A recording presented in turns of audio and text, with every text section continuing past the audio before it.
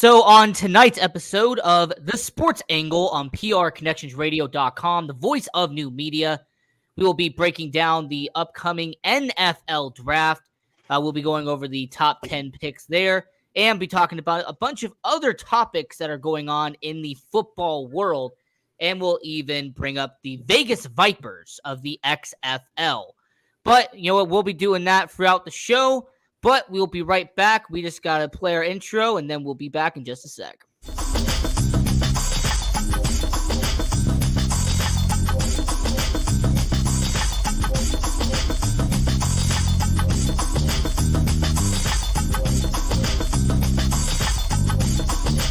PR Connections Radio presents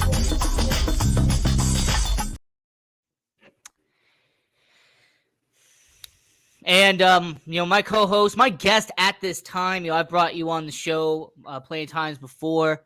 You are a good friend of mine, and definitely when it comes to football, you're one of the most knowledgeable people I know. You know yourself as the Renaissance man. You're out there at No Filter Productions. How's it going, my friend? Oh man, it's been busy as always. Just kind of just going through got a couple of really good life events, going on in life right now, and progressing forward with just that, and seriously trying to just balance my media career with the rest of just life and how that's going right now. But it's always good to be here on the Sports Angle on the PR Connection. Absolutely. And, I do a show with you on No Filter Production, Changing the Game on Sundays. Very quickly, just tell the people around the world about it.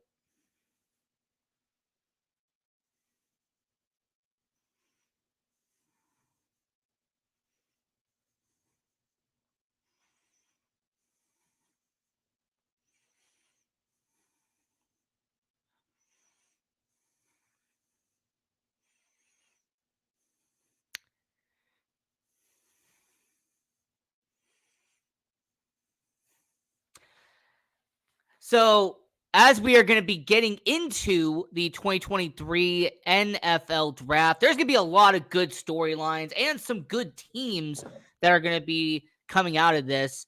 And the way we're going to really be breaking this down is I'll be going, 1 to 10, and we'll be talking about who should be drafted, who potentially could be selected at that pick. And, of course, we got to start out in Carolina. We got to talk about the cardiac cats, as they say, out there in Carolina. And despite the fantastic moves they've made this offseason, Adam Thielen being brought over, strengthening the offensive line, they traded up with Chicago. They went from 9-1 and paid a good ransom to go from 9-1. Yeah, and what did you think about that trade when it happened? The fact that they traded all those assets to Chicago to get the number 1 overall pick. You know what? I think it was more so of a win for Chicago because Chicago is just adding even more depth that they can get from, especially from the things that they have done in free agency so far. I'd say they're one of the better teams in the NFL as far as this year's free agency goes. They opened up a bunch of cap space last year, and they're actually getting quality players for what they're getting. And I think that trade up was like, well, we don't need to take a quarterback at number 1. So, let's go ahead. Let's get a couple. Let's get more assets for this pick. And as a Chicago Bears fan, and as well known as a Chicago Bears fan, I believe it was a win-win for both sides. For Chicago and Carolina, it was a win-win because it helped address both issues each team was having. Carolina needed a quarterback. It's been well established that ever since Cam Newton left, Carolina has been on a rotation wheel at quarterback. They've brought in, bust after bust after bust. They've been giving XFL quarterbacks a chance. They've been calling up free agents, signing them to 10-day deals pretty much, trying to do whatever they can to bring in quarterbacks, and it has not worked. So Carolina traded up to get their face of the franchise and that is going to be a quarterback in this upcoming draft. So it helps Carolina in that situation. However, it also helps Chicago because Chicago and Ryan Poles is all about assets, and assets. I mean, they had all that cap space in the offseason. It was by design. They went out and traded that pick and got 2 number 1s and 2 number 2s, which is a really good thing that you can have. And if you really want to talk about it in a roundabout way, they got another first-round pick in former first-round pick DJ Moore at receiver. So Chicago really got 3 first-round picks and 2 second-round picks, and all they had to do was go from 1 to 9. So it was a win-win for both sides. I think it was a fantastic move. Now, when you address the number 1 pick itself, there are options here. Now, the quarterback situation, I'll say it, next year's draft class, there's been talks about next year's quarterback class being better than this current one, but you're going to have 4 quarterbacks projected to go in the top 10, 5 quarterbacks projected to go in the first 2 days of the NFL draft. That's right. So you have all these quarterbacks. Renaissance man, who do you have going number 1? Like, who in your mind do you have Carolina trade up all those assets for and taking at number 1? I mean, when you talk about quarterbacks, I think it's obvious. I think CJ Stroud is the better pick, in the draft.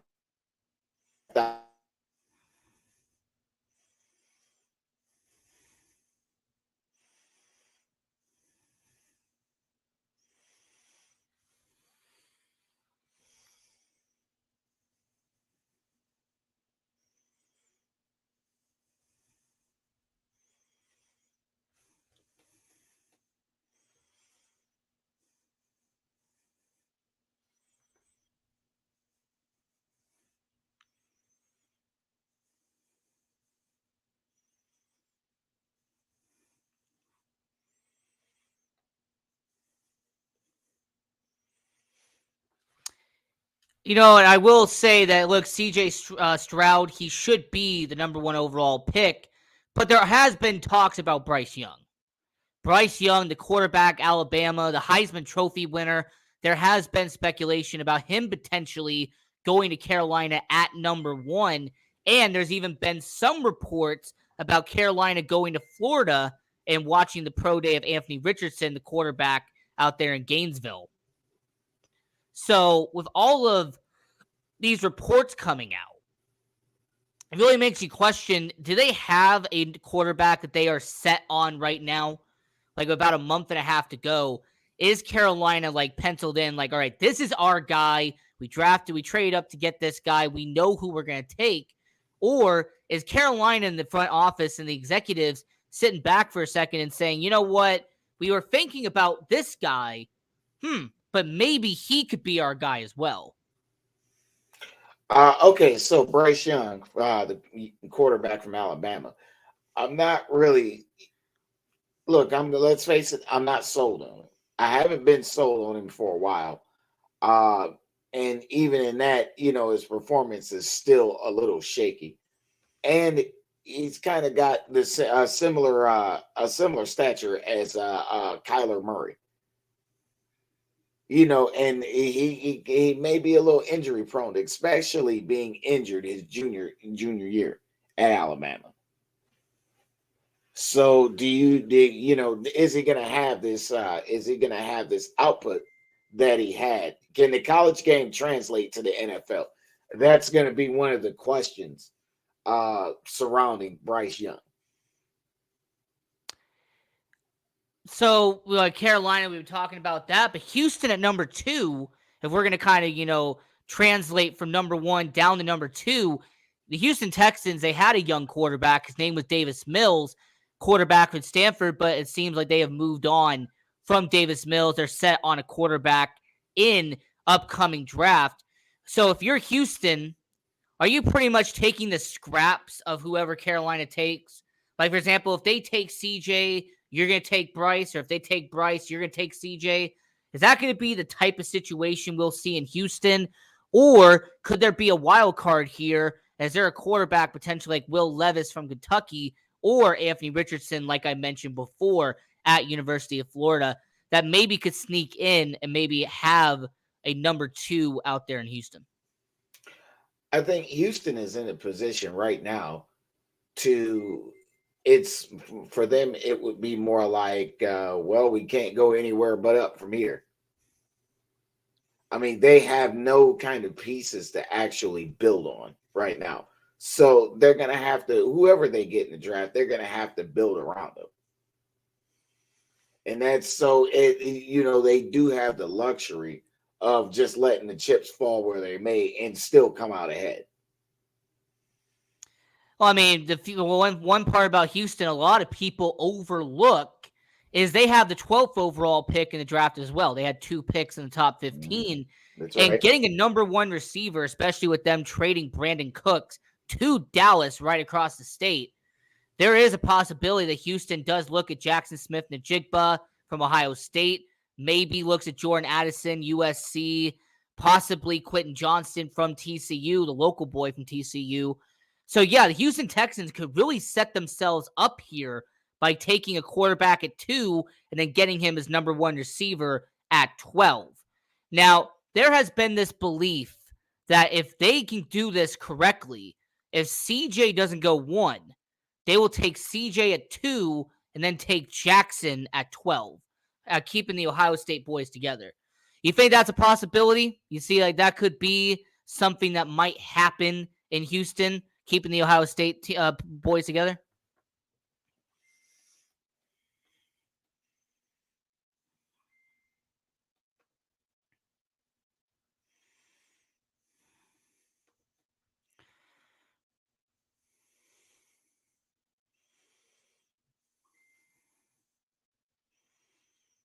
Right. This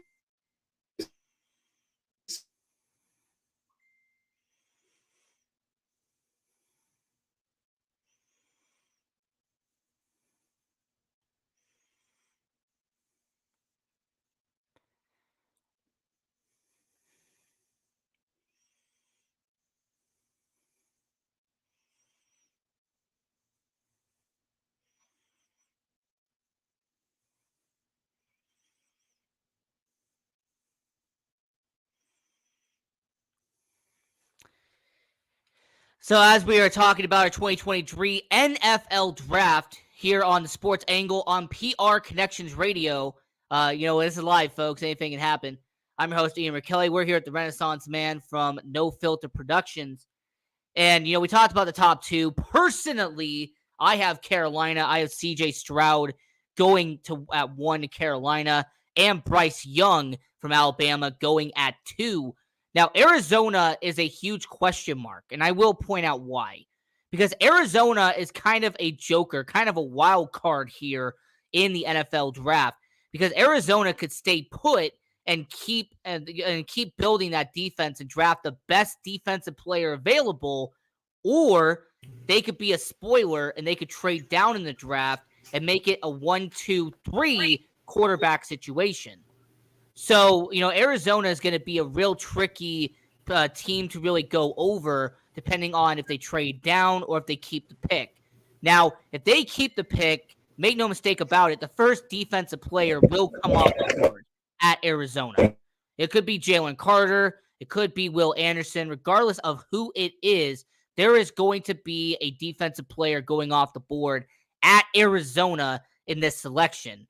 But if they trade down, you got to really think about what teams could really trade up and get a quarterback with that selection. Indianapolis is right behind them at 4. Las Vegas down at 7 is a possibility. Even Washington, if they want to trade up that far from 16. I mean, there's a lot of options. Even Detroit, if they really want to go get a quarterback. But, my friend, what do you think for Arizona? I mean, are they going to keep the pick? Are they going to trade the pick? What do you see for the Arizona Cardinals at 3rd overall pick? Well, I want to see them go defense. Personally, I mean, Arizona was almost last in total defense last year. So I want to see them concentrate on that side of the ball in this draft. I don't. Yeah, I wouldn't even want to see him go offense because there's a lot of talent that's out there that's still in free agency. I mean, we still got we still got Odell Beckham Jr. up for grabs. When you want to talk about wide receivers, there's a ton of options right now. Arizona wasn't necessarily a very bad team last year. I think they had a lot of injuries. But I do want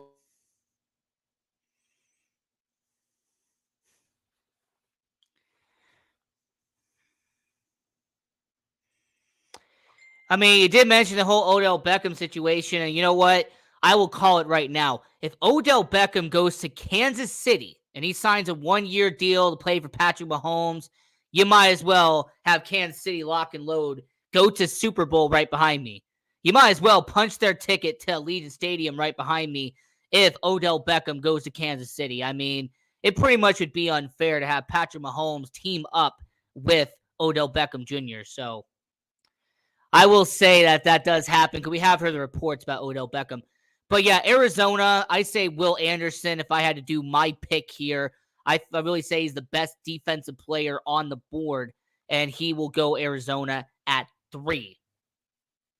Now at 4 is the Indianapolis Colts. And yes, there is a possibility, a slight, slim possibility that Indianapolis goes for defense here. But let's be real, they're going to go get a quarterback. Matt Ryan, they let him go. He's no longer their quarterback. That's good. I mean, I mean, in actuality, they haven't had a real quarterback since Andrew Luck. I mean, Andrew Luck was the last real quarterback the Indianapolis Colts had. So, yeah. So if you're the Indianapolis Colts, you have the 4th overall pick. You have to ask yourself, are you going to go with your stereotypical pick with Will Levis, the quarterback from Kentucky, the guy who looks like an NFL quarterback? He has the size and the build of an NFL quarterback. Or are you going to take a chance on a project in Anthony Richardson? Because that's really been the main thing all offseason, is that Anthony Richardson is a well-known project. You're going to have him be developed over the next 2 or 3 years if you do take him. So if you're Indianapolis, and I'm pass it to you right here. If you're Indianapolis, you have the 4th overall pick. Are you going to go with the guy who looks like an NFL-ready quarterback in Will Levis, or are you going to invest in a project in Anthony Richardson?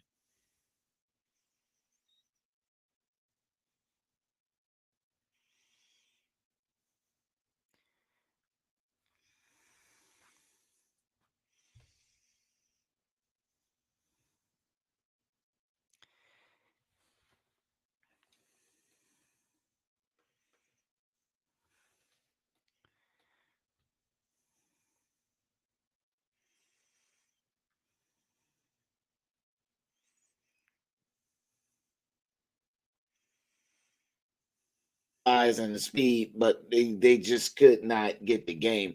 And it's a couple things about their mechanics that's pretty similar. So I don't see them doing that. I see them going back to Anthony Richardson. Yeah, and on my end, even though I've had a bunch of people tell me otherwise, I say that Anthony Richardson will be the 4th overall pick. Mm-hmm. And I've had multiple friends of mine tell me they're going to take Will Levis. He is the stereotypical Colts quarterback. He is the quarterback that the Colts would take normally.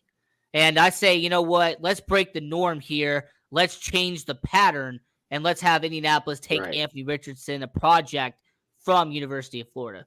Right. And I think the last thing that they need right now is a prototypical or a system quarterback. Oh, absolutely. They don't need that. They need a playmaker there, and I think Anthony Richardson gives them that.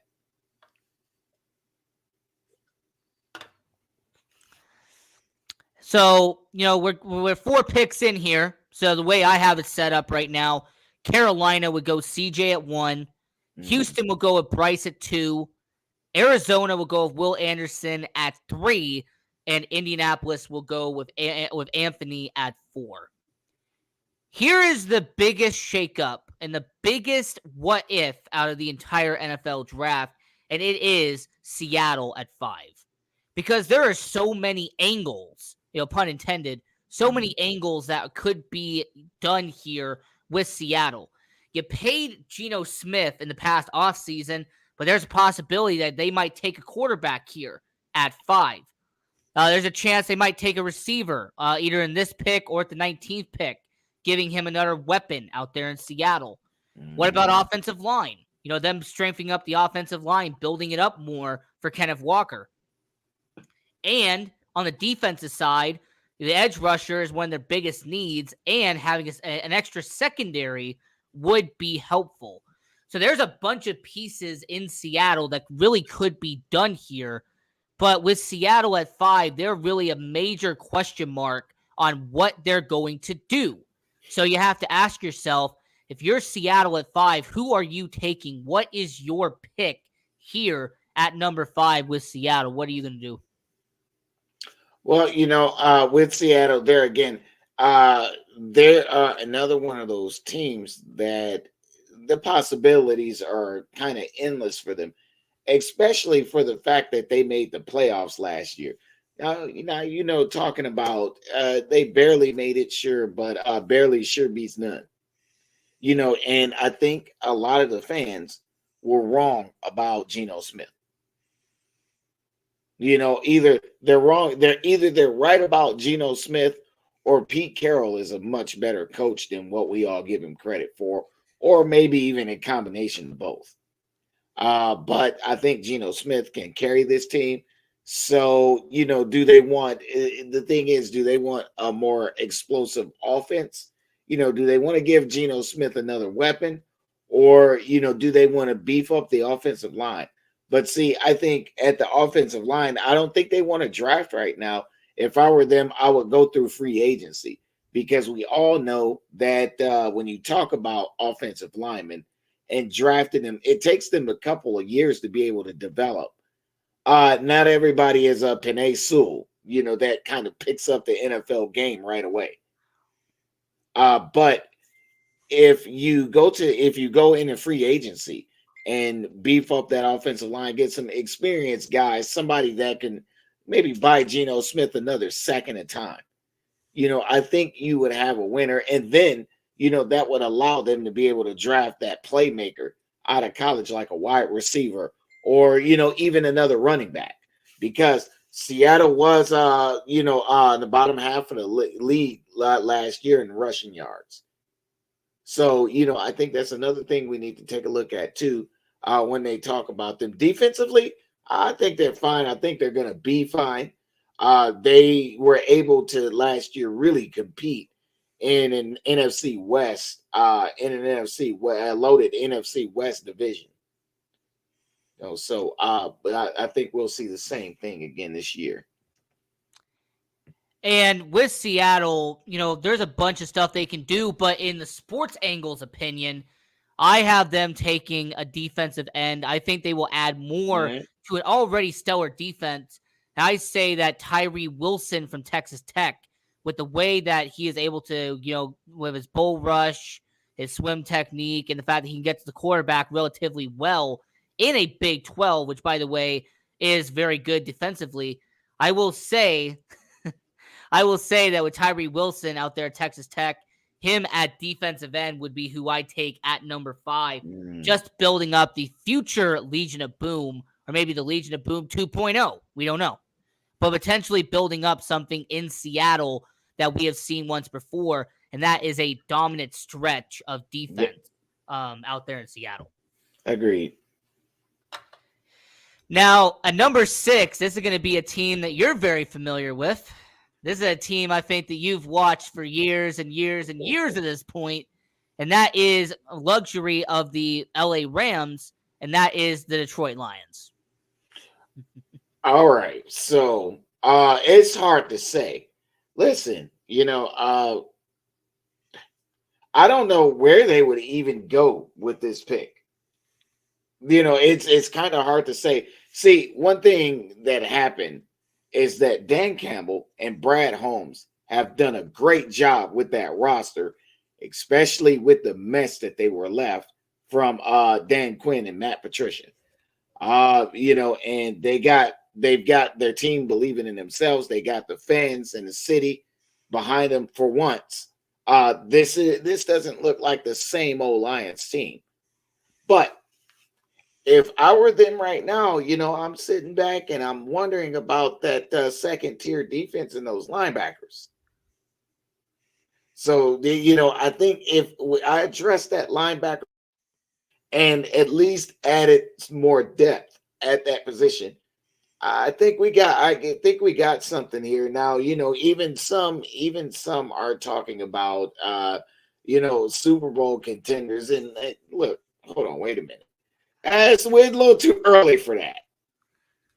For one, because it's still games that's got to be played on the field. Now, I agree, although I do agree with the narrative that this isn't the same old Lions. No, it's not. But do we really I don't think we want to crown them kings of anything just yet. Although it is agreed by the consensus that the front office came in and hey Blaze, you know what? There has been some talk in the locker room about that and how Noah Sewell even said he wanted to play with his brother in the NFL.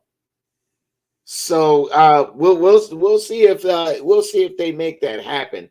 And I wonder what kind of it's an interesting thing because I do wonder what.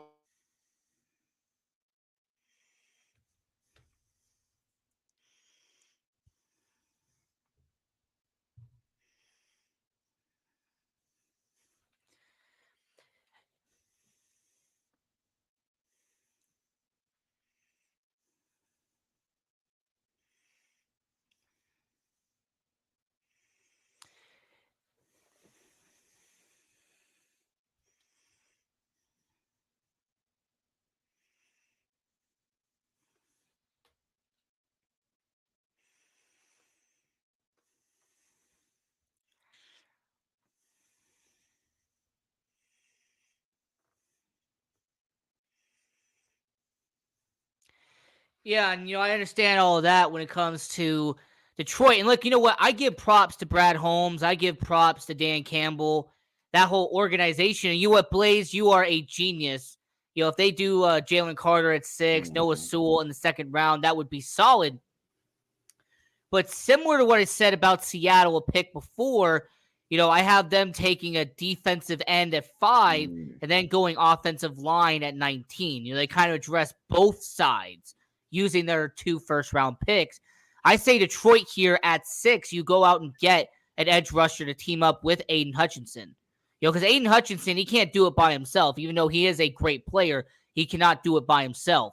So I say that maybe someone like Miles Murphy or Brian Breesy or one of these good up-and-coming defensive players, I say that they will go at 6 and Detroit will take them. The one reason why I say Jalen Carter won't is because, yes, we all know that it's finally been finalized, but because of his pro day and how little to no, success his pro day was, I think Jalen Carter will actually slip just a bit in the NFL draft because of his pro day and because of what happened, with the off the field and the investigation, everything that happened. So I think Jalen Carter will drop a little bit in the draft. I don't think he's not going to go in the first round or anything, but I don't think that he'll be the first defensive player taken anymore like he was supposed to be. I'll get that's true. That's true. So and I see you to comment on that, Blaze. Could you put that up on the screen, Mr. Kelly? Thank you. Has an old off season. That's true, but can you recover mentally from that off the field? This latest off the field issue is the thing in the whole off season. Are you going to be able to get ready mentally for the game come preseason? That's a whole nother question in itself that's going to have to be answered by them before a team decides to give him a call and draft him. So I mean, that's a lot more to consider than you have with most. And that's like I said, the first 6 picks, Detroit. We went through Carolina to Detroit. Now we got about 4 picks left. And number 7, I'm going to point to them real quick. They're right back here. I have their stadium. We're in the sports entertainment capital of the world. We are here in Las Vegas, Nevada. So the Raiders at 7. Now, there has been reports that Las Vegas might try to trade up in order to secure a quarterback. But there's also glaring needs with Las Vegas besides the quarterback position. The offensive line, for starters, is atrocious. There's no nice way to put it. The offensive line is going to absolutely betray Jimmy Garoppolo if it's in the current situation it is right now.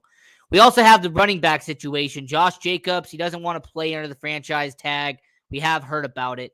And defensively, we know that their secondary is one of the worst in the NFL. They got burnt again and again and again this past season. So if you're Las Vegas, all these glaring holes at 7, do you really need to draft a quarterback here? Or do you focus on another need that you can draft and you could put as a starter right here, right now with the Las Vegas Raiders? I mean, what do you think? You see Las Vegas actually trying to draft a position player, or are they going to go for a quarterback like so many reports have had come out so far? They need to go for a position player. And let's start, I think one of their problems was their secondary was so bad because they couldn't get any pressure on the quarterback. So I think it's more or less, let's go get a defensive lineman.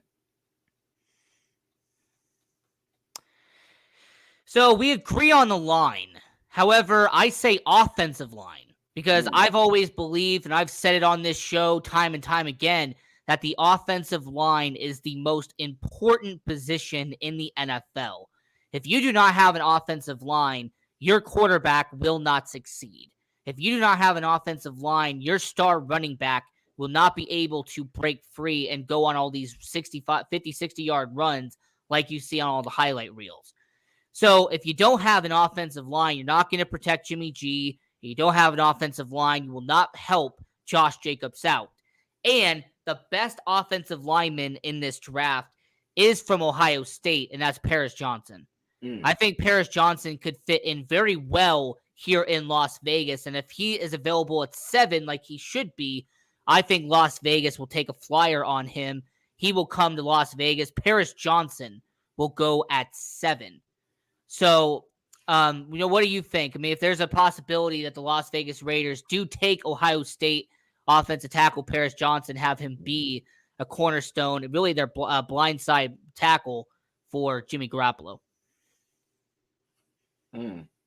You know what? That's another option for him, Blaze. But I think you're right when you talk about the offensive line, and that needs to be addressed as well. That kind of reared its ugly head. I think last year, especially late in the season, for the Las Vegas Raiders. So, if they want to be able to perhaps be on that path to get in their own stadium and play at home in the Super Bowl, they might want to start there because let's face it, you're right. Football is a game that's won in the trenches. But I think on both sides, offensive and defensive line, you have to be able to control the line of scrimmage right as well with the offensive line. So I think you're right about that, and I do agree with you. I do see them going for an offensive line, maybe. Who's going to be a backup QB for the Raiders? I mean, who cares? The hot dog vendor, the guy doing the hot dogs running down the field. That's right. That's what I mean. Who cares? You can put him in. I mean, heck, if you want to give me the league minimum, I'll be the backup quarterback. Right. I'll tell you. I mean, something is. But that's the thing. Do they really need? Do they really need to address that right now, or do you go? You can get a backup quarterback even cheaper on free agency than you can drafting one. You know what? I'll even add one more to it. And I'm going to use a friend of mine's quote because he keeps on, he keeps on trying to not let me forget it. If next year's quarterback class is so great, Caleb Williams and, all these great quarterbacks are coming out next year. If that class is better than this year, wouldn't you draft a position player this year and then draft in a lot better and a much deeper draft class next year? Like, my friend's been telling me that for weeks, that next year's draft class is going to be a heck of a lot deeper than this year's.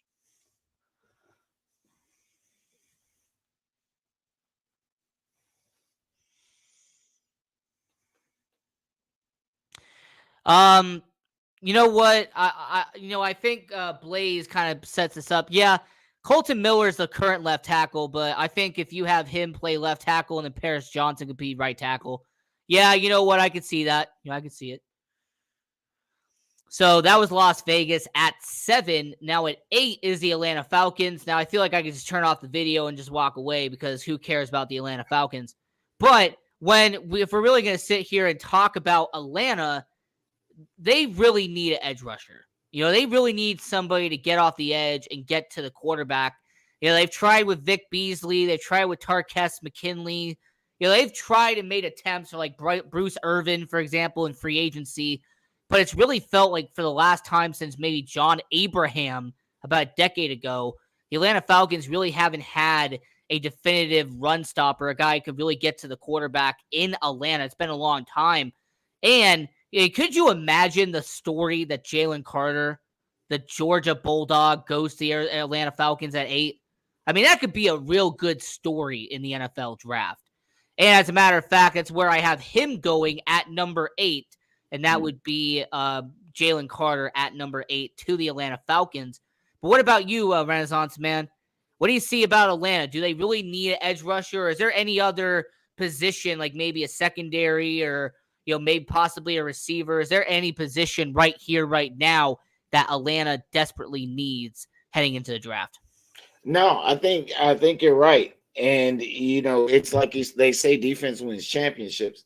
So if they're going to build a championship team, I think right now, especially being in the NFC South, they need to start working on that defense. I mean, Nolan Smith, I don't really know. I think he'll be a mid-level guy. I think he'll be around the New England level area. I don't really see him being a top 10 pick in the upcoming draft. But you know what? I'm not wrong like 90% of the time. So if he does go in the top 10, hey, congrats. Good for him. But so at number 8 was Atlanta. We spent like 3 more minutes than we needed to on Atlanta. So at number 9, we have a team in the Chicago Bears. Now, I'm going to kind of take this one, being a Chicago Bears fan. We got to get somebody up the middle. All right. Our middle of the defense is one of the worst in the NFL. I know we fixed it with Tremaine Edmonds. We got TJ Edwards. I understand that. But the Chicago Bears still need help at the defensive tackle. And as much as, Bijan Robinson could be a good need there, we already drafted a running back last year. We drafted Herbert. And Khalil Herbert was a young up-and-coming running back who made some splashes last year with Chicago. And getting rid of David Montgomery, getting rid of David. Oh, yeah. I mean, he went to Detroit. I mean, he went to our rival, of course.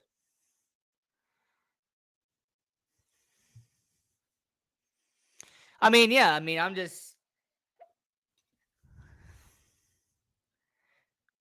Yeah, I mean, I understand that, but kind of to prove his point there, yeah, I think Robinson from Texas would be good here, but you need to get somebody up the middle. So for me, Lucas Van Ness from Iowa, the fact that he could play 2 separate positions, that he could be a linebacker or he could be a defensive end, I could see somebody like Lucas Van Ness being a great player for the Chicago Bears. And also, he kind of plays like a Bear. To be a defensive player in Chicago, you have to fit a certain mentality. You got to fit a certain, toughness and a certain mindset that, I'm going to play in negative 20 degrees in Chicago out there in Soldier Field. Only a certain amount of people have that mentality, if you know what I mean. Like, they have to have that toughness level to them. Oh yeah, especially to play in minus 20-degree weather. But I think you're right, and I think he's another. I think it's another piece that could maybe set a trend at that edge rushing position. Whereas Aiden Hutchinson, not only can he rush the quarterback, but he also drops back in coverage. And I don't think, if you take a look at positions like that, I don't think that we've seen defensive linemen who can drop back in coverage the way they do. Oh, yeah. You didn't see that a decade ago. No, you didn't. Right. So now, now here we are, and we're looking at that, and it could set a trend for the rest of the NFL, and it may even be a evolution period for the defensive end position.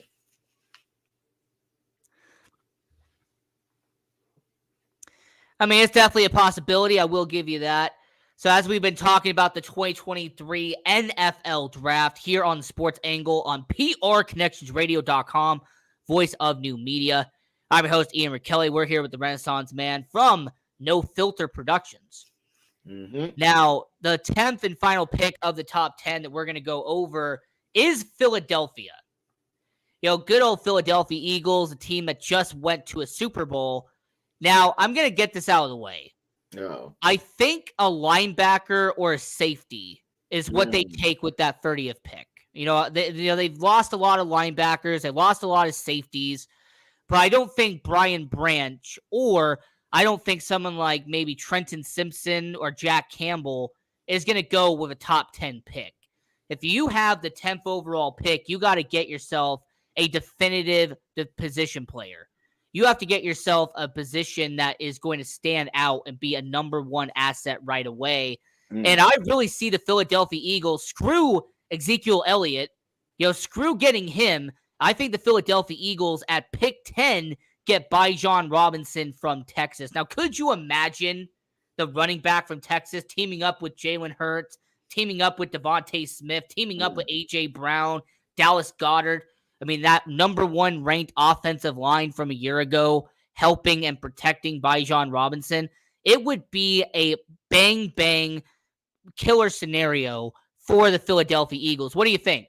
The possibility that the best running back in the upcoming draft going to the team that just lost in the Super Bowl in Philadelphia.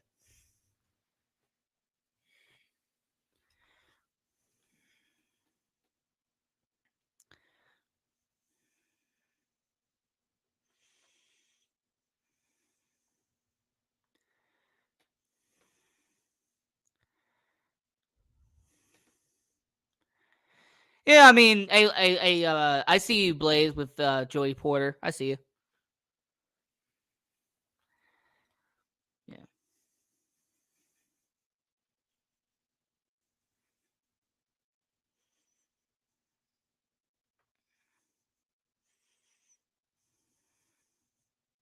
When Hurts was shut down, that was it. They didn't have a run game that kind of help control the clock and control the line of scrimmage. So I see them addressing that need right away. Yeah, I mean, absolutely. I mean, yeah, I mean.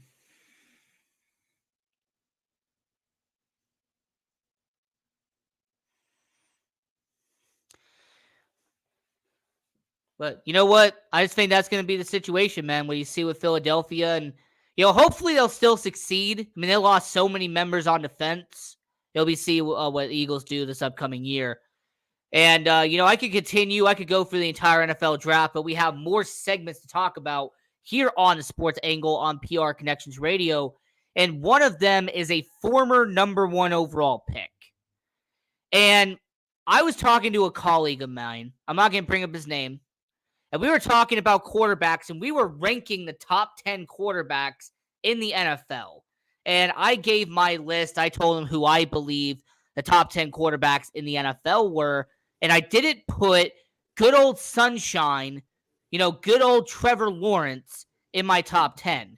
And my friend was very upset with me because I didn't put Trevor Lawrence. I didn't put the former number one overall pick as the number in my top 10.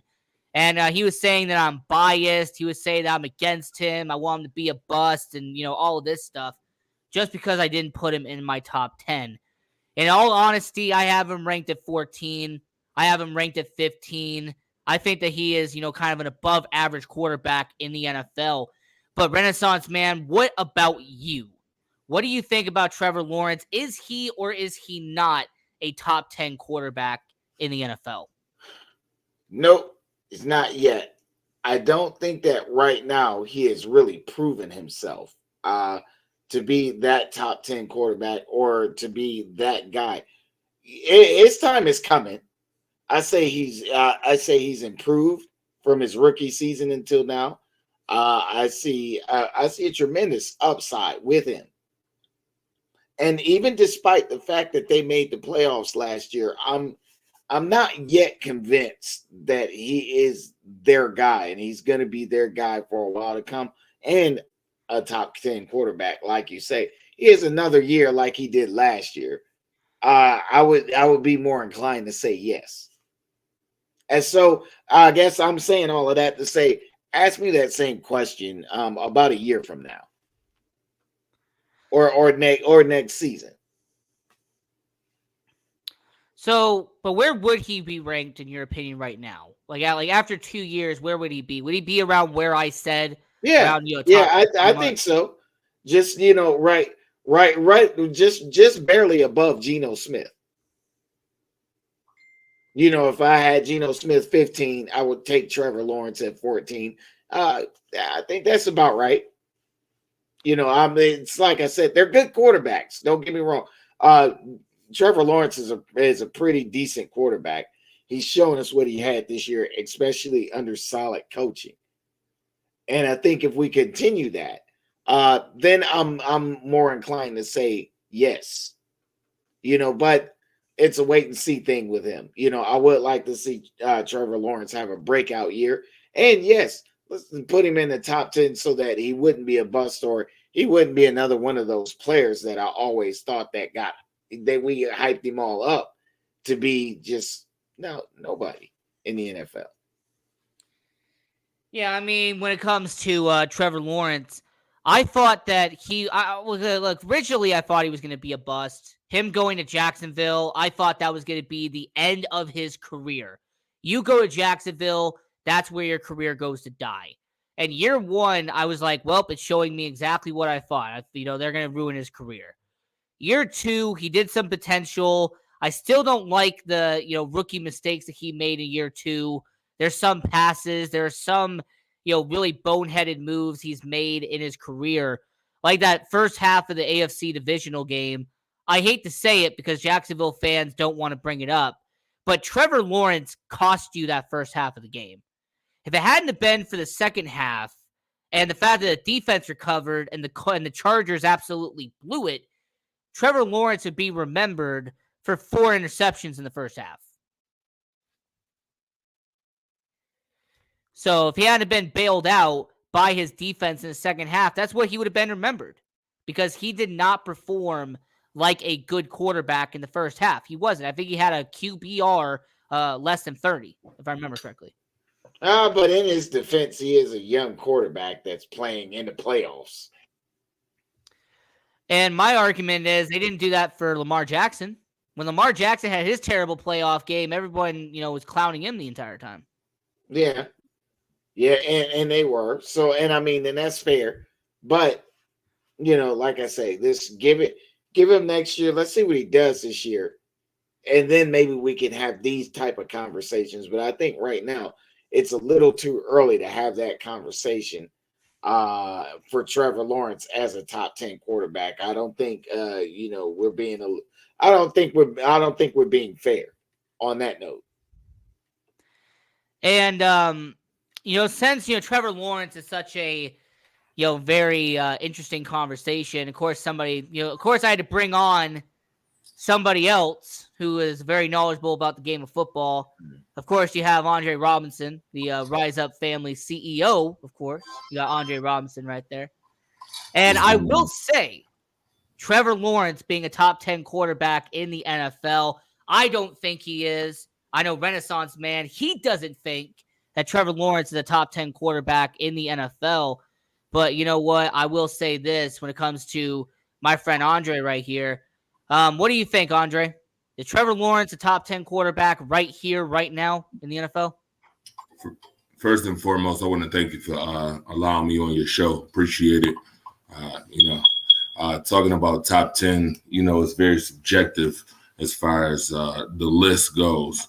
But what I will say is when you're a number one overall pick, when you are a top 5 pick in the draft, you don't get a fair assessment of what you should be after a couple seasons.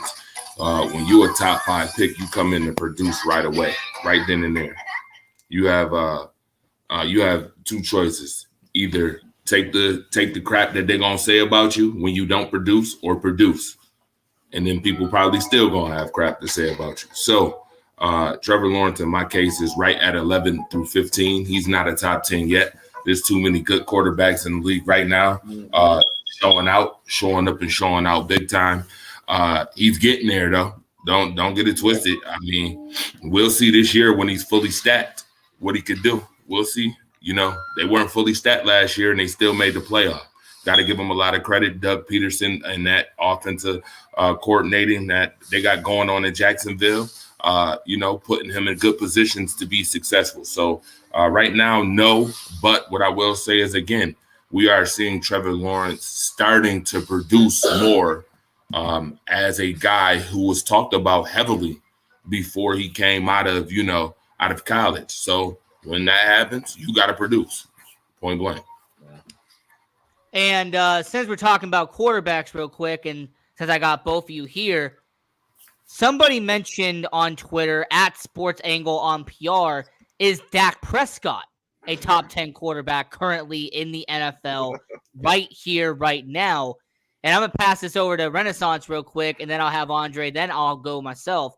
But, Renaissance man, No Filter Productions, is Dak Prescott, yes or no? Is he currently today a top 10 quarterback in the NFL? Hell no. Okay, look. Okay, listen. Dak Prescott is a top 10 quarterback in the regular season. He's proven time and time again that in the playoffs he's terrible. He's dumpster juice. And I mean, Jerry Jones has spent an awful lot of money trying to get him, get him talent and put people around him, and he still cannot deliver. I don't think he's a top 10 quarterback. Matter of fact, I don't even think he's Dallas's guy. All right, then we'll pass it over to Andre here. What about you? Dak Prescott, is he or is he not a top 10 quarterback?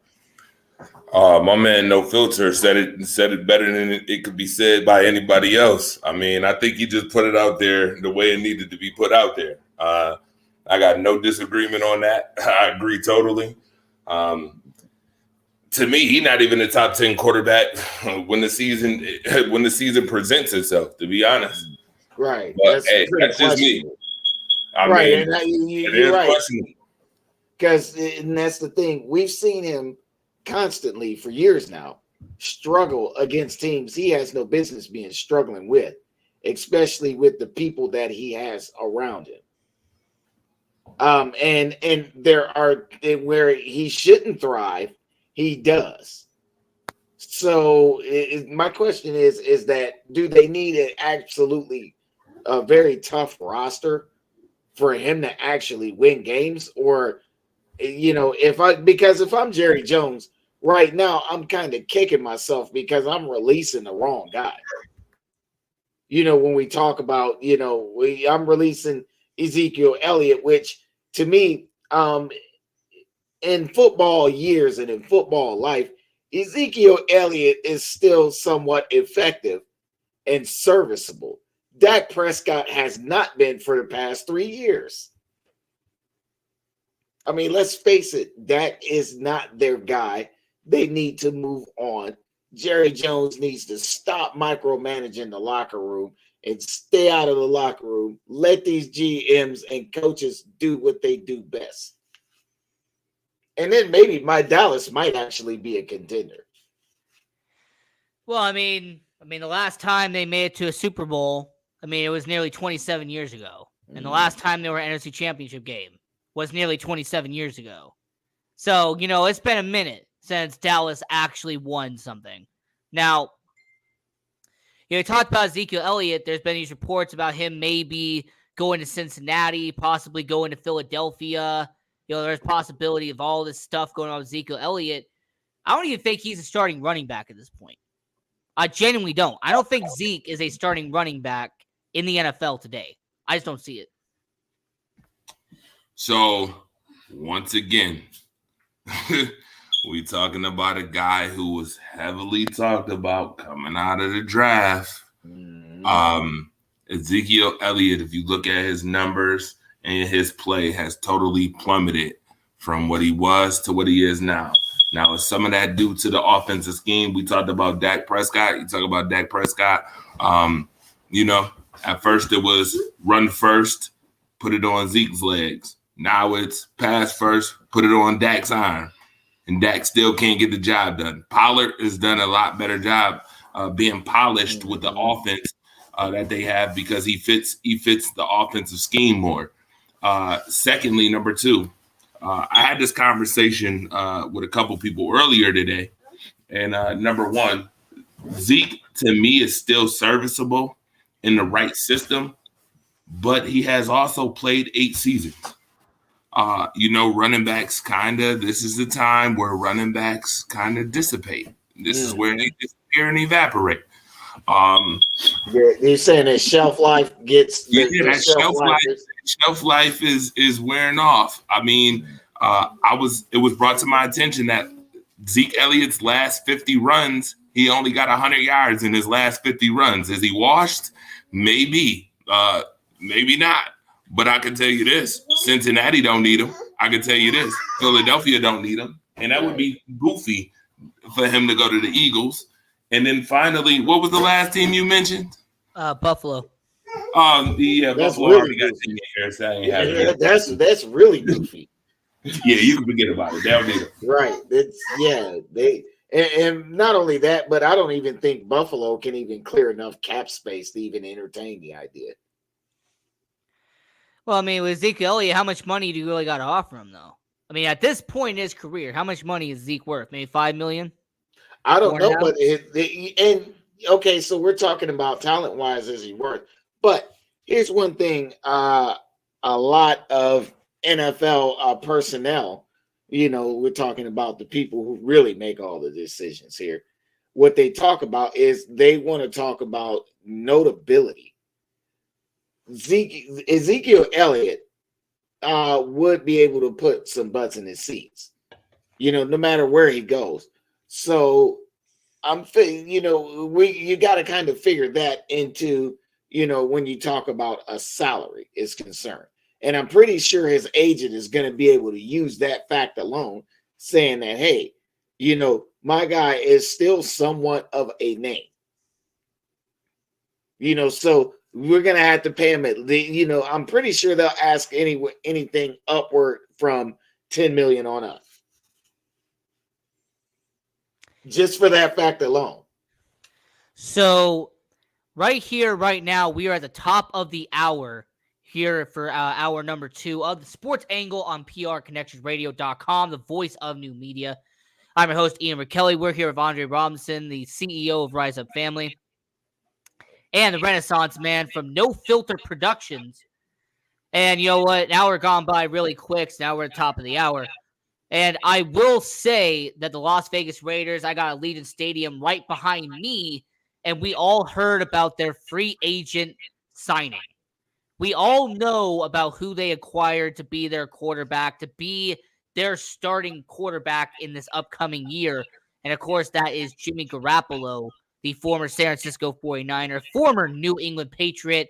He is now reunited with Josh McDaniels once again, just like Josh McDaniels wanted all along. So I'll start with Andre, and then I'll go to Renaissance Man, then I'll do it myself. When it comes to Jimmy Garoppolo, he signed this deal. He signed a 3-year deal to come to Las Vegas. Is he going to make the Raiders better, or is he going to make the Raiders worse? What is it going to be? Is Jimmy Garoppolo going to help the Raiders succeed next year, or is he going to help the Raiders fail and get a top 5 pick and get his replacement in the upcoming draft? Jimmy Garoppolo couldn't get it done with the San Francisco 49ers. Let me just start off with that.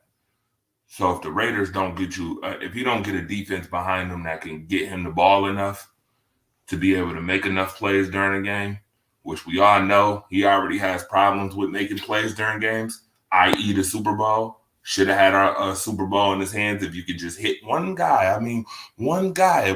You had one job. Just make one throw, and you couldn't make that one throw. If you only get one shot, would you blow it? That's Jimmy Garoppolo in a nutshell. Eminem song, Lose Yourself. And that's exactly what the Raiders going to do. They're going to lose themselves in this moment. Because if you ain't got the right defense, if you ain't stacked, Jimmy Garoppolo means nothing. Sorry. We already watched it. Jimmy Garoppolo had running game in San Francisco, had Mr. Pour the salt when he catches George Kittle. He had Deebo Samuel. He had weapons over there. And what happened? No. The Raiders will be third place this year, by the way. I just want to put that out there. Third place. You're being mighty generous there. I am being generous. I didn't want to say last because you got Allegiant Stadium behind you. All right. What about you, Renaissance man? What about you? What do you got? I mean, is the Raiders going to do better or worse with Jimmy Garoppolo under center this year? I'm with Mr. Rise Up family and Andre Robinson. You know what? Doing the same thing and expecting a different result is the definition of insanity. That's what's going on here. You know, Jimmy Garoppolo hasn't been the same since he left New England.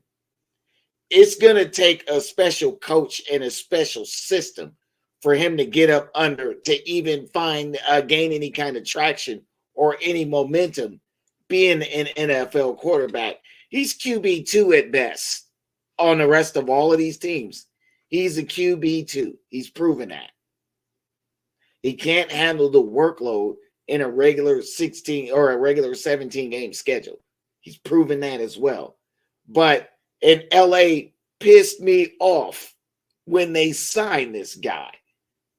I mean, I get that you're looking for anybody, but I mean, geez, you know, they were better off taking their chances in the draft and just saying, hey kid, we're gonna draft you. We need you to be our franchise. We're going to need you to really pick it up and do this and do that, you know, and we're just going to put the franchise on your shoulders before they would have signed Jimmy Garoppolo.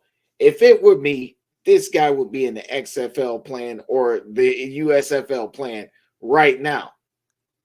There's no way that I'm going to take a quarterback who's been hurt every year since we got him out of New England.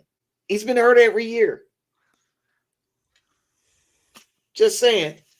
But he got him to a Super Bowl, though. That's going to be always the argument here in Las Vegas. Well, he got him to a Super Bowl. So? Saying they didn't win. Did he really get him to a Super Bowl, though? Right. There's that. Oh, trust me, being in Las Vegas, listening to the radio here, they're trying to justify Jimmy Garoppolo by saying that he made San Francisco better than what the quarterback was before he got there. And I'm like, all right, so CJ Beathard or Jimmy Garoppolo? Blaine Gabbert or Jimmy Garoppolo? Brock Purdy comes off of the bench. Right. You know, he's the third string quarterback and was able to win with these guys. And you mean to tell me that that a veteran starter like Jimmy Garoppolo can't even get past the fourth game of the season, and you give him millions? All right, so and then they turn around, and then they turn around, and Las Vegas makes the same mistake. Why? All right, so let me ask you like this then. Let me pose it in a different way. Who would you take right here, right now? Derek Carr or Jimmy Garoppolo? Derek Carr. That's not even a question. Right. Really having that conversation. That's Derek Carr. I'm taking Derek Carr over Jimmy Garoppolo any day of the week on talent alone.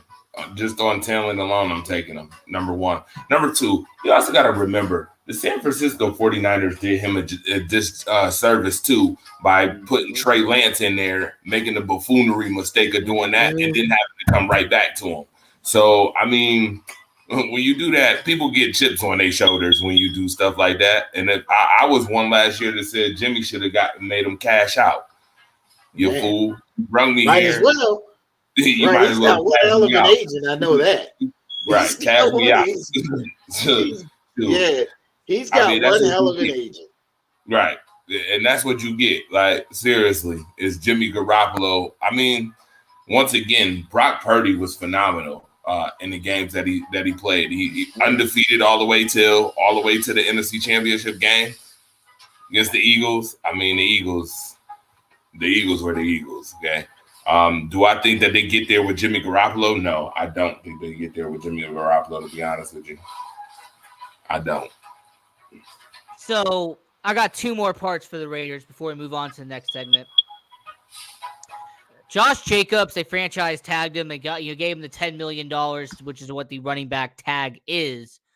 But there was people inside Josh Jacobs' camp, and there was reports that came out in the NFL that Josh Jacobs really doesn't want to play under a one-year tag. Josh Jacobs really wanted to get paid based off of the year he had last season, and rightfully so. I mean, he really was the only part of the offense not named Devontae Adams that did remotely anything last year. So Josh Jacobs should have gotten paid. I believe it. And based off of you shaking your head, you believe it as well. But if you're Josh Jacobs, isn't that an insult to you that the Raiders gave you that 1 year, $10 million franchise tag instead of giving you the extension that you were hoping for heading into the offseason? Renaissance? On a little bit of a smaller scale than what's going on in Baltimore right now. Josh Jacobs just simply does not want to be there. And who can blame him? Who can blame him? So even to expect any kind of productivity out of this guy at this point is I mean, can you? He's only there because, well, they have to franchise tag him because A, they can't shop him, and B, he didn't, if you let him go into free agency, you may as well. Because that's the thing. You can't have players on your team that does not want to be there. Because now you're putting wins and losses on the line here. And do you really want to do that? Especially owning an NFL franchise or anything like that. Just looking at it from more of a front office perspective. I mean, the worst part about it is they turned down his fifth-year option. If they would have just accepted his fifth-year option 12 months ago, the Raiders wouldn't be in the situation to begin with. But you know what? The past is past. You can't change what happened. Now, Andre, what about you? I mean, is it really an insult to Josh Jacobs, the fact that this guy who was the leading rusher last year only got a $10 million 1 year pretty much offer sheet by the Raiders, even though he had that phenomenal year last year? It's all in organizational moves. This separates great teams from good teams and good teams from being good teams. I'm one amiss to say, isn't it an insult not to pay attention to what the hell is going on in the league, period? Like, isn't that an insult? You already know that the running back position is becoming either your dual back and your all-purpose and you get paid, or it's a dying breed. You know this. We know this. This is even with quarterbacks. You see quarterbacks trying to run the ball, and you see what happens to them. Lamar Jackson, i.e. what the Renaissance man brung up about Lamar Jackson in Baltimore. Man, listen, a 1 year offer sheet for $10 million. Man, you better take that money and be happy. Don't be stupid. Don't be stupid now and think that the grass is greener somewhere else. And then the culture nowadays, F around and find out. Man. Find out that it ain't. Man. I mean, does he deserve more? Yeah, but isn't it insulting not to know what place you in already? If you knew better, you do better. Mm. Especially I like the reference with Lamar Jackson too. I mean, he turned down like a whole 280. He did. Whole 280. I mean, let me see 10% of that. All with my name attached to it, and I'm not owing anything. I'm actually gonna get paid this. Well, to me, it speaks volumes. It speaks volumes when you turn down this kind of money, that they're offering you. Because I think what, okay, so $10 million before 42%, the 42% taxes is what? Maybe 7.3 million ish, something like that. I don't think I'm gonna starve. So I agree with Andre. Let me go on ahead and take that 10 million and run, and let me prove myself, because when I get to a position, I get to free agency. Guess what? Now I got leverage. I can, this is what I can take these stats to my agent and say, hey, go get me some money. Now I'm well within my right to do so. If you that bad, run it back. If you that bad, run it back. So in other words, don't do what Le'Veon Bell did, which he thought he was so great that he pretty much sacrificed an entire year, went to the Jets, got paid, and then literally was out of the league 2 years later. Exactly. And this, hey, look, and one thing I think we're all starting to find out about the sports industry in general is that it's a little finicky. So, you can take that. It's like they say, you better get on where you fit on. I mean, I hate to bring this up.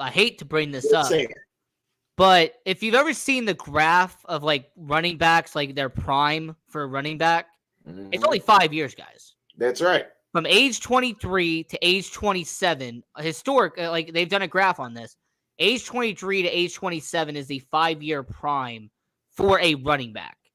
Once you hit 28, you see this graph literally die. Like it goes 27 up and then 28 just, and it just dips. And Josh Jacobs, I believe, is 25. I think he's like 25, 26. So you're in your prime right now. Go make your money. Go ahead. But just know that historically and analytically, once you hit past the age of 27, once you get your 28th birthday, statistically, unless you're an all-time great, your stats are going to go from all the way up here to pretty much like Super Mario. Just so. And the last part of the Las Vegas Raiders. Now, correct me if I'm wrong, Jimmy Garoppolo is historically known for wanting to pass to a tight end, correct? He loves his tight ends. George Kittle, Rob Gronkowski, he's very well known for that.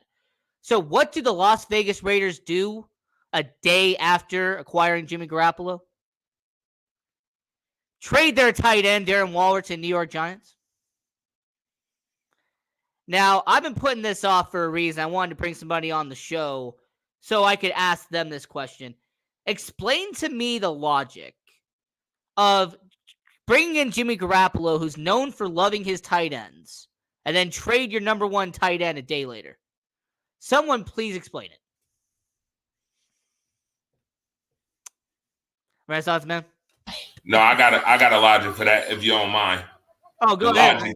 No, please. The logic is make Jimmy Garoppolo be a real quarterback. 2023, real quarterbacks only. Okay, real quarterbacks only who throw to wide receivers, who can make throws outside of the numbers. And if we're talking about real quarterbacks who can make throws outside of the numbers, talk to Dak Prescott, by the way. All right. What about you, Renaissance man? Yeah. Look, I had nothing on it to begin with. The logic escaped me, but now that you mention it, make Jimmy Garoppolo play his position. I agree. And at some point in time, you have to, because now when they make him play his position, guess what? I can hold him accountable. And if we got to let him go, then guess what? Now I have the leverage to say, hey, this guy's got to go, and this is why. It's going to support my case even more. So they're basically saying, hey, it's on you. That's it. And yeah, I get it. And really, the one person I feel bad for the most, I can't believe I say this because for like 5 or 6 years, I absolutely despise this guy in Green Bay. Like, every time he scored at Soldier Field, I wanted to freaking rip his head off. But I genuinely feel bad for Devontae Adams. Like, sincerely, I feel bad for Devontae Adams. Because next year he's going to request a trade out of Vegas. You already know it. You know that after 1 year, Jimmy Garoppolo, he's going to want to be like, all right, here's my parachute. I want a first class ticket out of here. I would have requested a trade immediately after them games that they played with Derek Carr's contract. First and foremost, I came here on the strength that I was going to play with my boy, only for you the next season to throw him out on his behind because you didn't want to pay him that money that was in his contract. Again, I told you what kind of culture we in. We in F around and find out culture. They would have found out real quick if I was Devontae Adams. I'd have been out of there after the offseason. Yesterday. Yeah. Yesterday. I wouldn't even have waited. I'm not waiting the whole season to see what Jimmy Garoppolo about. I already done watched him. I've seen him enough in playoffs to know. Right. So it's going to be Randy Moss 2.0 then? He played 2 seasons in Oakland and then immediately got traded because he didn't want to be there? Over. It is over. Over. Y'all might as well. This is why I just said the chips going to fall where they may, because if you don't do what you got to do on defense, I don't even – again – bad decision, organizational move. I don't know what this was. A Sanford and Son move. Y'all was trying to save money, budget. I don't know. Y'all ain't want to pay no real quarterback. It sounded like it was a desperation move because Los Angeles, or at least Las Vegas, really isn't the prime destination these days for a lot of these football players. Well, they still be in Los Angeles, maybe. But because you are talking about the fact that when they were the LA Raiders or the Oakland Raiders, now you have Hollywood and everything else, and you have that kind of thing attractive. Nothing's too attractive about the desert. I hate to say this, but there is one thing that would appeal to a lot of football players here. What's that? That's the no state income tax. The fact that we have no state income tax here. Well, and I guess making that money, hey, I don't know. I guess that will work to some extent. Oh, and also if you're into staying out late, staying up till 4 a.m, going from hotel to hotel, casino to casino, if you're in that kind of thing. Yeah, sure. Oh no, Rocco, let's be clear on something. My man, the Renaissance man, is here, right? And it's all about the art when you talk about Renaissance, right? Well, the Vegas Raiders is becoming the Renaissance of making bad moves back to back to back on a Drake note, on a Drake level, making back to back bad moves. That I don't know who can be even more worse at making bad decisions and bad moves right now. Hey, and you know what? And that's oh Lord. Oh, why? Packers, baby, yeah, why? Josh Bailey. Hey, why? Just why? Speaking of bad moves. Hey, you know what? Lord. Green Bay Packers. You haven't officially traded Aaron Rodgers yet, by the way. I'm still waiting for it to be officially done. Like, submit the paperwork. Let's get it done and going with, all right? Please, for the love of God. Y'all gonna be so tight because you know what? I had a weird epiphany. Aaron ain't going nowhere. Hey, you know what? Hey, that's not out of the realm of possibility. But here's the problem with that. There again, we're dealing with a player that doesn't want to be there. Now it's your quarterback. That could be a dangerous and volatile thing. I'll say this, man. Do you really trust the Packers organization to make moves at all at this point? No, not especially not since they got rid of Mike McCarthy. I mean, I don't trust the ownership of the Green Bay Packers. They seem very 50-50 at times. They don't, the ownership of the Green Bay Packers, I don't think they really know what they're doing. No, they in recent years they've acted worse than the Fords. Oh yeah, oh absolutely. They've been worse than the McCaskies. Yeah, right. So there's that. Top 5 worst organizational teams in the league right now. Green Bay is right up there at number 2 or number 3 right now. Oh, absolutely. And you know what, Josh, since you brought that up, 12 is done in Green Bay. Well, if he doesn't retire and if the trade doesn't go through, you might as well make him the highest paid backup quarterback in the NFL, because I don't think he will ever start again in Green Bay. I'm saying it here now. He will never start again in Green Bay. That bridge has already been burnt all the way over. Man, and for the first time, I actually disagree with you. Oh, please elaborate. He ain't starting again with Green Bay with everything he's done the last 2 seasons. Absolutely not. I think he's period. I mean, really, that's the only other option that's left for him.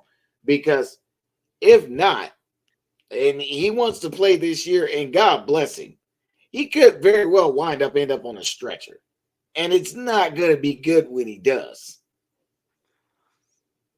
You know, I believe that he's if he wants to go somewhere else and try to, I don't know. If he wants to go somewhere and try to rekindle something that he's got going on, you know, whatever. Okay, great. He better be careful. That's all I'm saying. You know, I think he started in Green Bay. He should have hung it up in Green Bay. Truth be told, I don't even think Aaron Rodgers should even be playing, but that's none of my business. Whatever. I will be very honest. I'm going to say this again. That epiphany. F around and find out that Jordan Love ain't what you thought he was. Go ahead. F around, find out. I'm telling you. All I'm going to say is I'm going to sit back this season. I've been quiet, and I'm going to stay quiet for a little bit because I'm going to sit back and see how all these chips fall. Yeah. All right? That's all I'm going to say. I'm going to sit back and find out. We're going to find out. Is Jordan Love really ready? If he ain't, you're going to F around and find out. If Green Bay keep Aaron Rodgers, you're going to know why. You're going to know why because the organization is as bad as we thought it was. They can't even get a deal done. The Jets, that should have been on the table weeks ago. That should have been done. That should have been done weeks ago. You know, look. My thing about Green Bay, and I've said this as a very bitter and cynical Bears fan. Watch Jordan Love turn into the next Aaron Rodgers. Watch Jordan Love turn into the next Brett Favre. All right. I will not be shocked. I will not be surprised one bit if Jordan Love sitting back and actually learning the Packers offense, sitting back and actually learning and developing as a quarterback, if he doesn't become the 3rd straight superstar in the Green Bay Packers history as a quarterback. If they have back-to-back superstar quarterbacks in Green Bay, I won't be surprised at all. Because the Green Bay Packers, in terms of building quarterbacks, and I hate to say it as a Bears fan, if you want to become a great quarterback, get drafted by Green Bay because the coaching staff is one of the best when it comes to coaching young quarterbacks. And look, and even before that, let's not forget that Brett Favre sat behind a guy. A lot of people don't know him because he wasn't as good as the other two mentioned, with Brett Favre and Aaron Rodgers. But a lot of people forget that Brett Favre sat behind Don Majkowski as a quarterback as well. So you are right. There is a trend.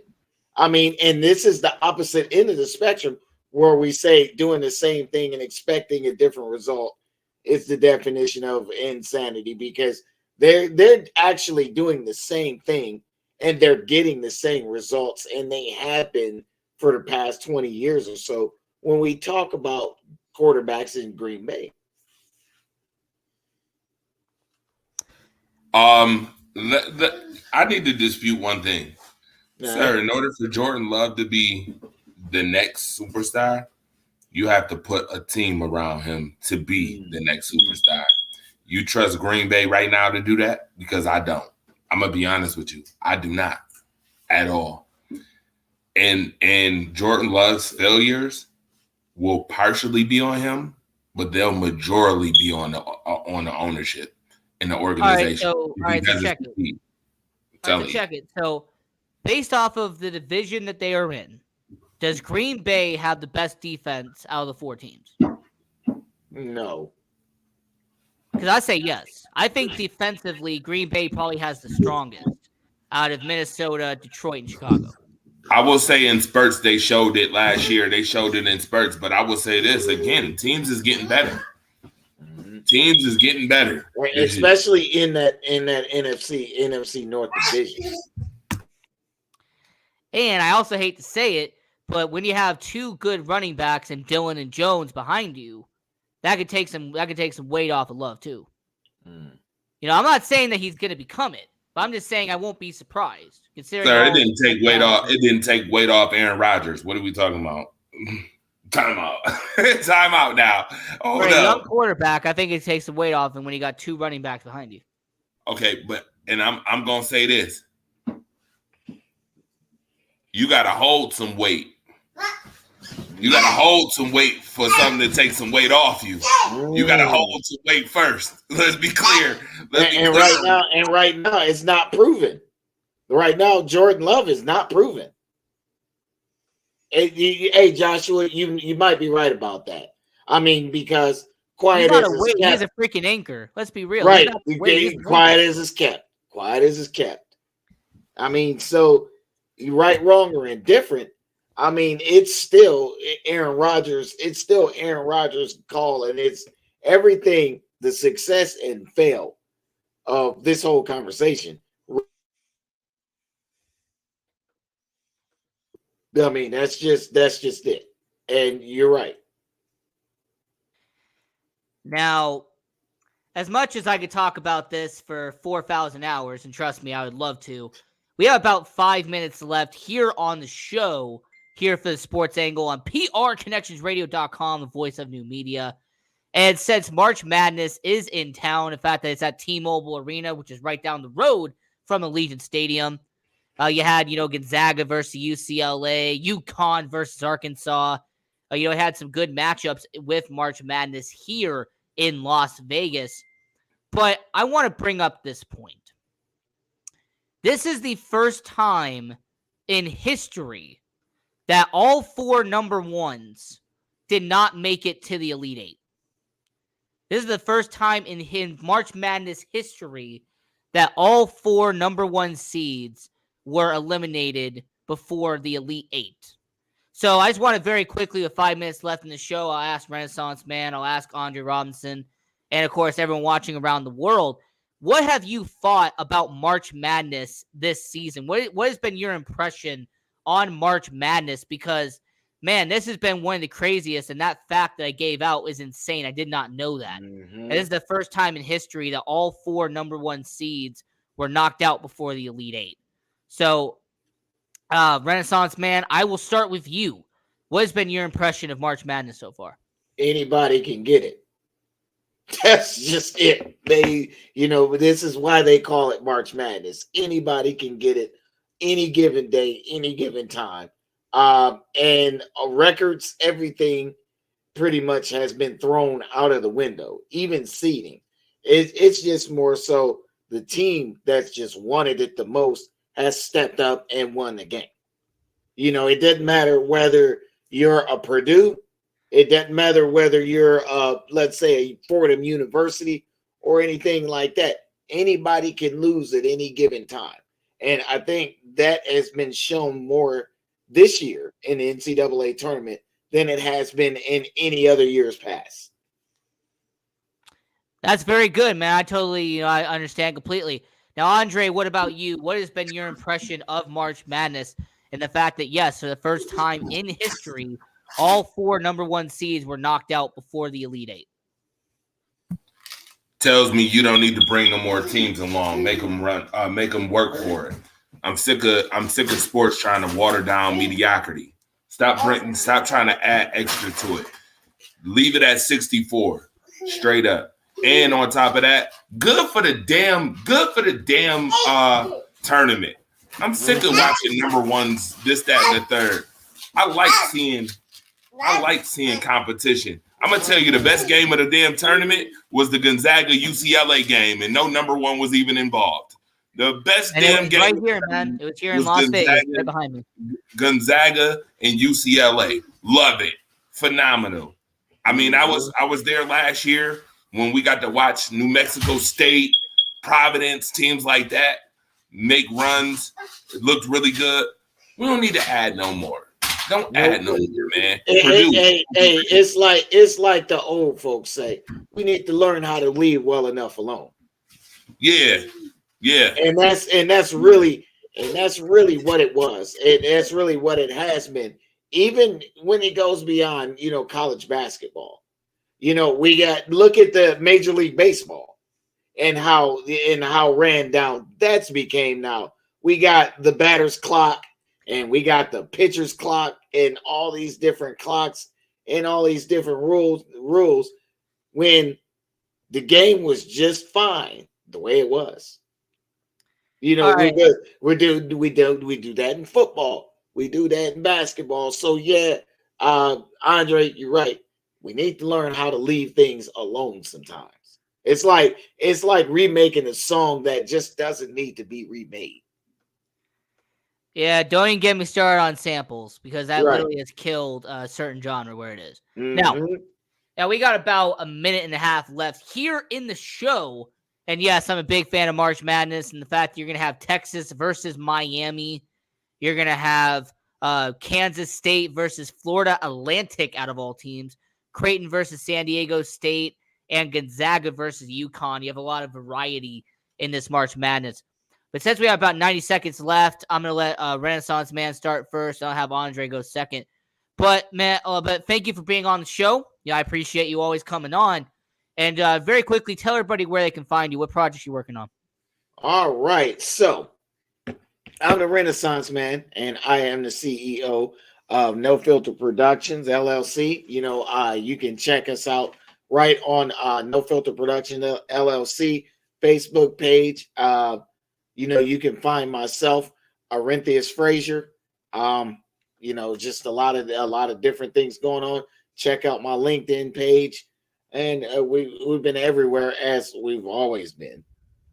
You could even Google No Filter Productions. You can Google my first and last name. You'll be able to see everything. Hey, absolutely. And Andre, what about you? We got about 15 seconds. Tell everybody where I can find you, man. You can find me on my Facebook page. I'm kind of in remission right now with a lot of things. So find me. Right, I know what you mean, man. I just got married, so it's been like years. Just that whole thing. Hey, absolutely, man. And I appreciate both of you. I will say I appreciate both of you coming on the show. This is the Sports Angle on PRConnectionsRadio.com, the voice of new media. I'm your host, Ian Rakelli. Follow us on all social medias at Sports Angle on PR. And until next time,